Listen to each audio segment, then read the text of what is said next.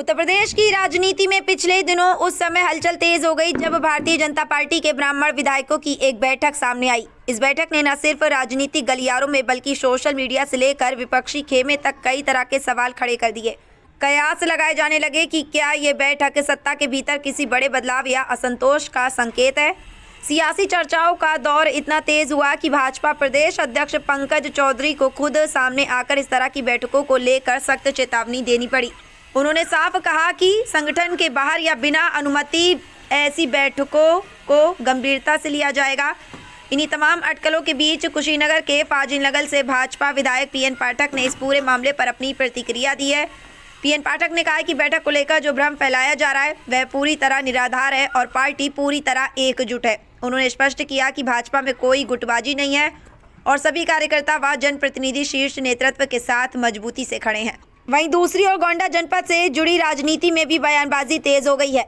लोकसभा क्षेत्र कैसरगंज से पूर्व प्रत्याशी और सिविल कोर्ट अधिवक्ता तथा महामंत्री मनोज मिश्रा ने भाजपा के शीर्ष नेतृत्व पर ब्राह्मण समाज को लेकर गंभीर आरोप लगाए हैं।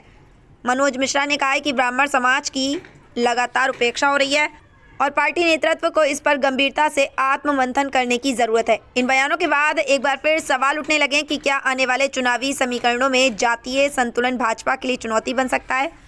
फिलहाल सियासत गर्म है और सभी की नजरें भाजपा नेतृत्व के अगले कदम पर टिकी हुई हैं। सरकार में एक ही वर्ग का विशेष बात चलती है, क्या है मामला? क्योंकि आप भी ब्राह्मण हैं, बताएं पहले। देखिए, मैं मनोज मिश्रा, पूर्व प्रत्याशी लोकसभा क्षेत्र कैसरगंज, वर्तमान महामंत्री सिविल कोर्ट गोंडा।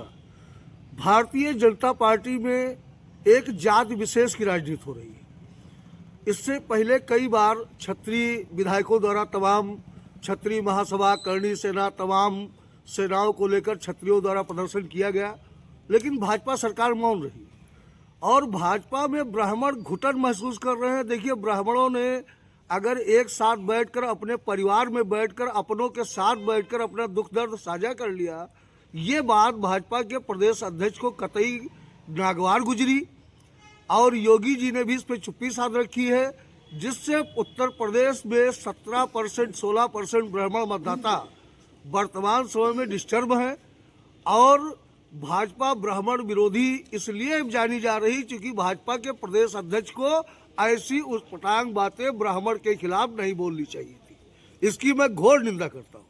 जो विधायक गए थे उनसे जब बात की जाती है तो चुप्पी साध ले की कोई ऐसी बात नहीं है। हर वर्ग के लोगों की जब अपनी जातीय समीकरण की बैठक होती तो ब्राह्मण समाज के अगर विधायकों ने बैठक की तो कोई गलत किया क्या?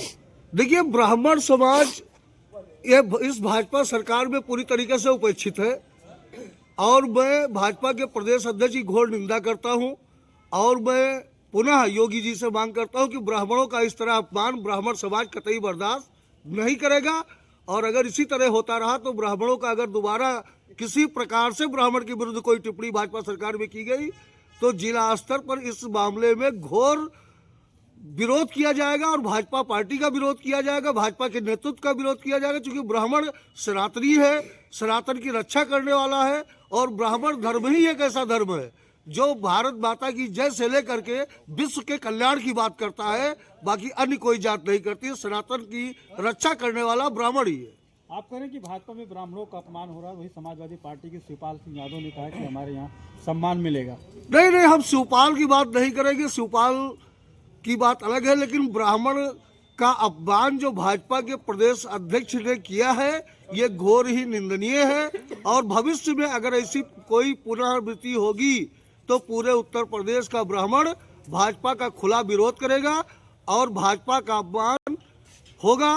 और ऐसा प्रदेश अध्यक्ष ने क्या कह दिया जिससे आप लोग नाराज हो गए? अरे यार, जो ब्राह्मण ही हमेशा, देखिए मंगल पांडे को देश की आजादी से लेकर आज तक ब्राह्मण ही समाज का उद्धार करने वाला रहा है, ब्राह्मण ही जगत कल्याण की बात कर रहा है, ब्राह्मण ही विश्व के उत्थान की बात कर रहा है, ब्राह्मण ही धर्म रक्षा की बात कर रहा है और आप ब्राह्मणों का अपमान करके क्या साबित करना चाहते हैं? आप ओवैसी बनना चाहते हैं?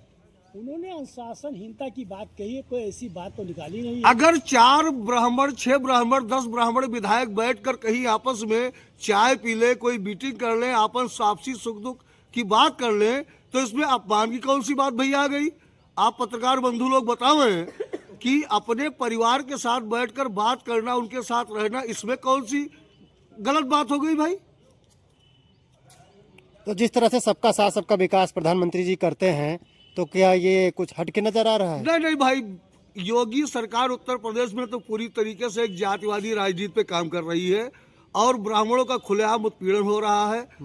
ये जग जाहिर है, सोशल मीडिया से लेकर व्हाट्सएप तक, व्हाट्सएप से लेकर अखबार तक, अखबार से लेकर टीवी चैनल तक, हर जगह चल रहा है कि भाजपा सरकार में ब्राह्मण विधायकों का खुलेआम उत्पीड़न हो रहा आखिर किस जाति को बढ़ावा दे रही है? है। एक जात विशेष, कौन है वो?